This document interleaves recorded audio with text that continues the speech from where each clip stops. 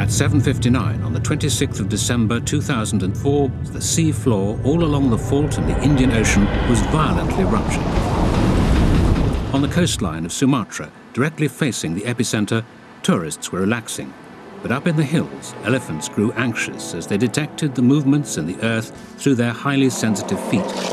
The massive tremor measured 9.2 on the Richter scale. All along the fault line, the sea floor was pushed up by about 10 meters, displacing the water and creating a massive sea surge, or tsunami. It traveled at speeds as great as 500 miles per hour across the ocean until it hit land. In places, the waves reached heights of 20 meters, capsizing freighters and throwing boats into the trees. In Indonesia, Banda Aceh was one of the first towns to be hit. Tens of thousands of people were killed in just 15 minutes.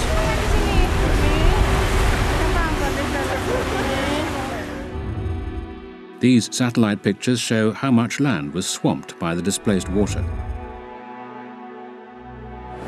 Due to the complex way in which the seafloor ruptured, some waves set off traveling with the crest first, others traveling trough first.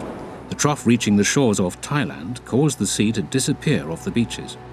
Tragically, many tourists went down to the beach to look, some to rescue fish left flapping on the sand.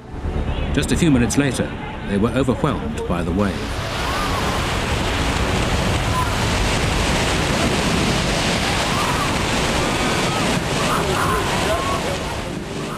The giant waves took the lives of more than 200,000 people, including more than 2,400 tourists, in countries as far apart as Indonesia, the Maldives, Sri Lanka, and Somalia. Here in Sri Lanka, the local people caught off guard saw their lives and livelihoods washed away.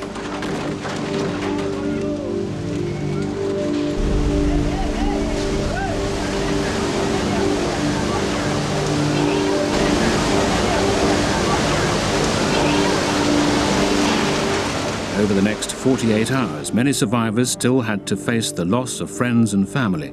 Children, particularly, had become victims of the waves. Medical help was stretched to breaking point as the casualties poured in. There were some just grateful to be alive, others desperate for news of missing loved ones. More than 2 million people were left homeless. They urgently needed fresh food, drinking water, medical supplies, tents, and clothing. It was the biggest disaster any of these areas had ever faced, and the plight of the people provoked a huge response from individual donors and agencies throughout the world.